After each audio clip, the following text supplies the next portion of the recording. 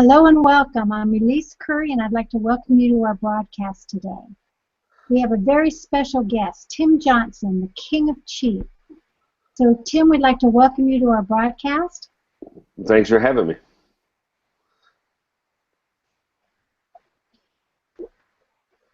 Let's talk a little bit about Tim, the King of Cheap. For the people that have not had the opportunity to get to know you, to visit your website, go to any of your seminars, or spend any time with you, Tim.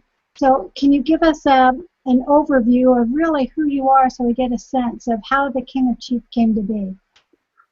Well, I grew up not in the best of circumstances. I grew up in foster homes and just got myself in trouble during my teenage years. I had a friend of mine, shoot his dad. I mean, just some crazy, crazy stuff going on as a kid.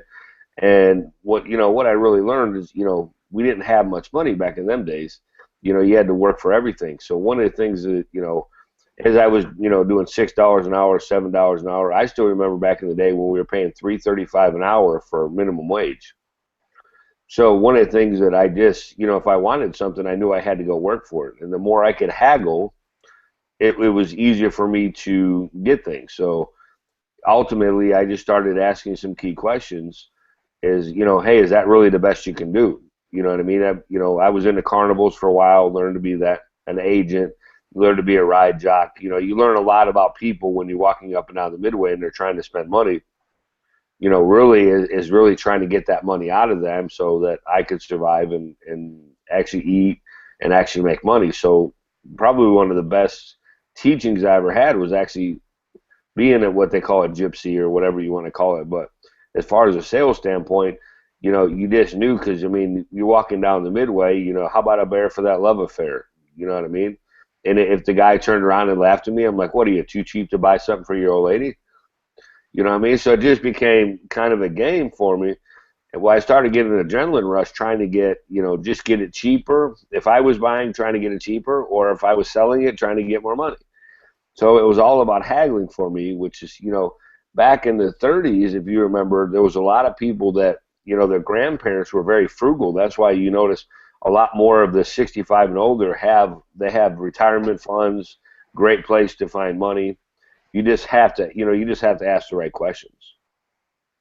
So, Tim, tell us a little bit about how they can get school supplies, groceries, home services, even real estate. Well, for example, in the real estate, there's things called what we call demo sales or tax liens. Most people don't realize there's certain states in the country that pay like 28% on your money. So I mean, if you leave your money and like a certificate of deposit, pretty much is what you're doing. Some of these things you're buying for $500, $800. Well, the thing is, if they don't come and redeem their taxes, you're going to end up with a property. So, I have a good friend of mine, Ted Thomas, I've known for many years, actually kind of started me off a while back, and I've just kind of blowed up with it. I mean, the guy was an amazing teacher, and I just learned to buy stuff cheap that way. As far as school supplies, Walmart is the king, right? They always tell you, I'm going to beat everybody's everyday low price. I mean, you always see it. They bang that on the door. Well, the problem is no one ever uses it. So if you go to Dollar General and take pictures of their stuff, and then you go back to Walmart and say, listen, I just found this stuff cheaper at Dollar General, they're going to beat the price, right? Or at least they're going to match it anyway. So the thing is, we just don't ask. I mean, I guess men are embarrassed and women are embarrassed to, go up to somebody and say, listen, is that the best you can do? You know what I mean? Because, I just don't have an ego. I'm just, I want to get it done. I want to get it for the cheapest price I can, so I have more money to spend it on real estate and buying other stuff. Some of the things we do in spring cleaning around my house is, I told you, my wife makes her own jewelry cleaner. So what happens is it's a little vinegar, dish soap, and some water, and literally you mix it up, and she cleans her jewelry with it. Or like your draperies, I don't know how, we like to take our draperies down so the house smells fresh. You get dust and all that stuff through the year, so twice a year, spring cleanup and before winter, we'll throw them in the dryer with a wet rag, and what it does, all the dirt kind of sticks to that wet rag. So what it really does at the end of the day is it just helps clean it.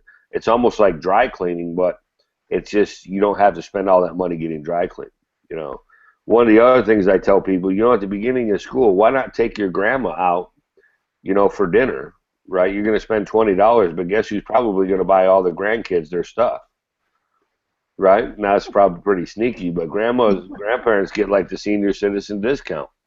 So, you take your grandma out, you love her to death. You take her with the kids. You're going to give her some time with their grandkids, especially if they live close, right? And at the same time, they get a grandparents discount, plus they get a senior citizen discount, and they're probably going to pay the bill anyway. You know what I'm saying? Because they want to buy for their grandkids. So, you just got to be a little sneaky a little bit, but just ask, say, listen, I'm not trying to hook people, but my mom, if I do that to my mom's always spending money, right? I'm like, hey, just can you imagine if the kids had better school supplies? What are they going to do? They're going to say, they want to spend time with their grandkids. What? Every grandparent wants to be their grandkid's superhero. You know what I'm saying? Especially when they're little. So let them have that fun.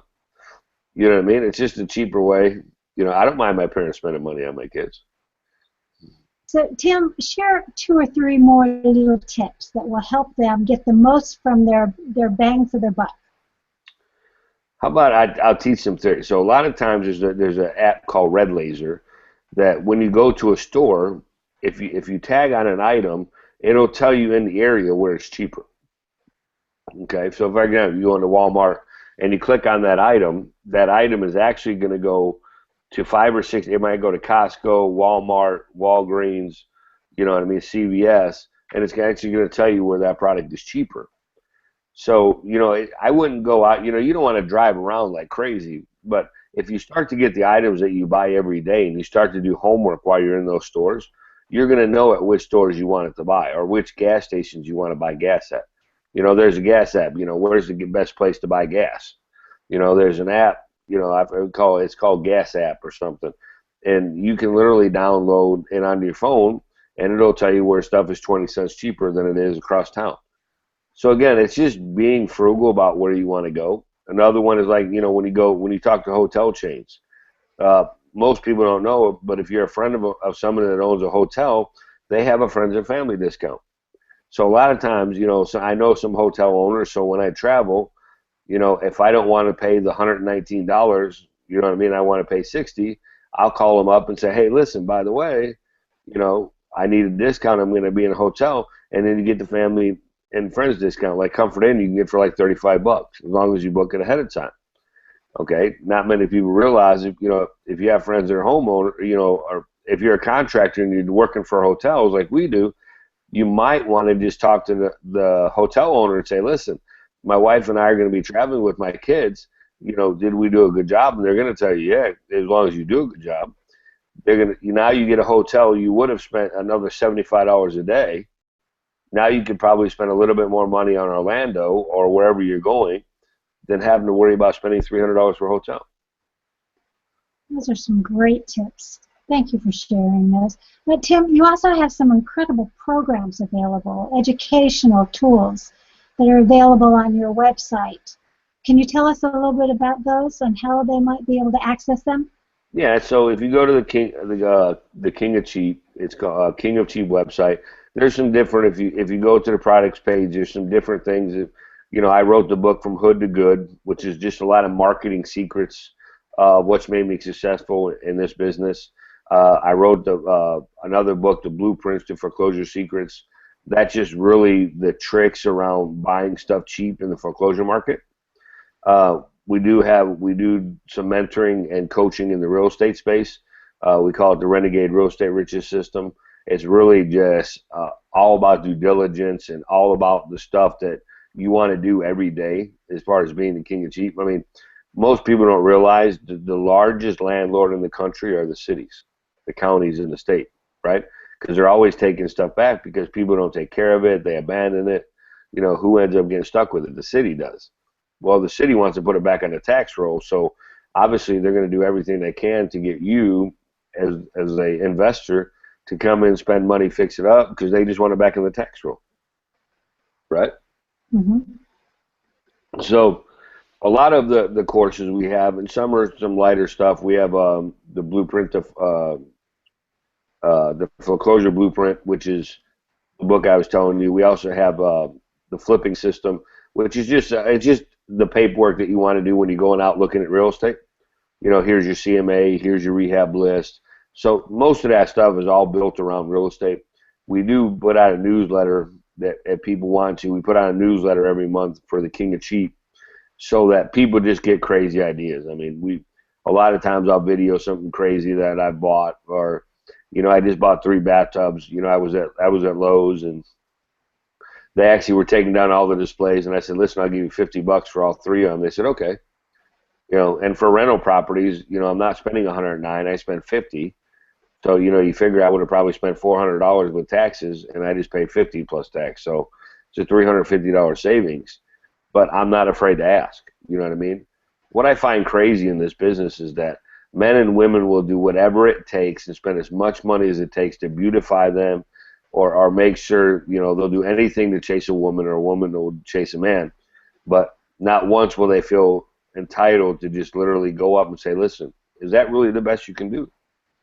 You know, all they can do is say no. There's only 3 answers in the English language that is ever going to do, is yes, no, or maybe. Okay? And if they say no, it just means not now. Right? So a lot of times if I see closeouts and I offer them a price for it, they're like, no, we're not interested.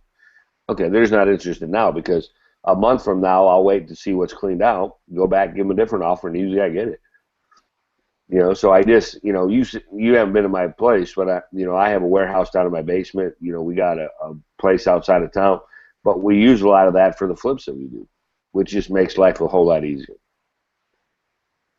Well, Tim, thank you so much for joining us. For anybody that would like to find out how to save money on anything, go to Tim's website, www.kingofcheap, and there will be some unadvertised bonuses there, so we certainly invite you to stop by and take advantage of those. So thank you so much for joining us, and good afternoon. Not a problem.